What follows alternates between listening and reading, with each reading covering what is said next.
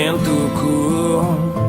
aiko fanadatanao lahazy zay ny rahantsika roa taloha ka ifonako aminaho ialako tsiny aminao izy androany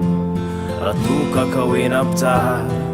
manao zay ankarary ny fona zay omaly mitsapako fafaly ialako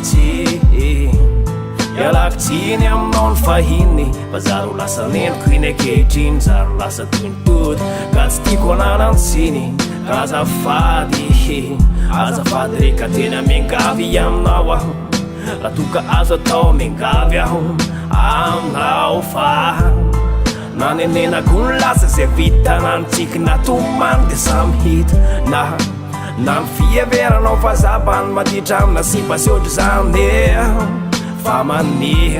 maninona ny bola ny arana kanefa mefa kopy any anao sady efa manany anao ny tena marina efa zavatra ny ilana fa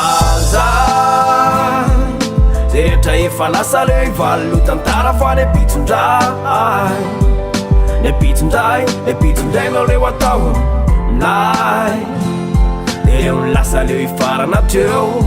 tena ho avy sy ny akehitriny rainjereo mpanjinika jereo fa tsapako eny tsapako toko fa nandatra ny ty fona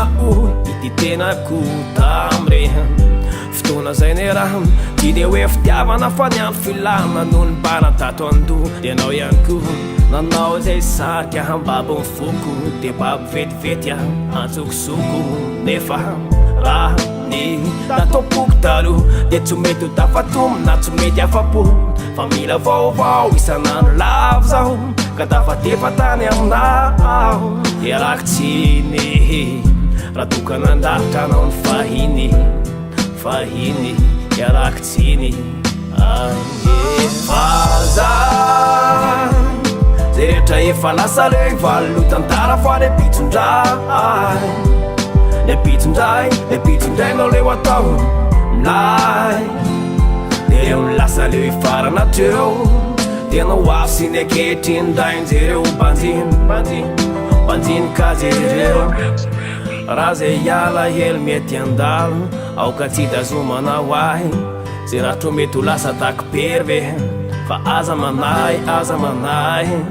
fa irariko anao tojony anjara otojony soa otojony tsara fa ny antsika roa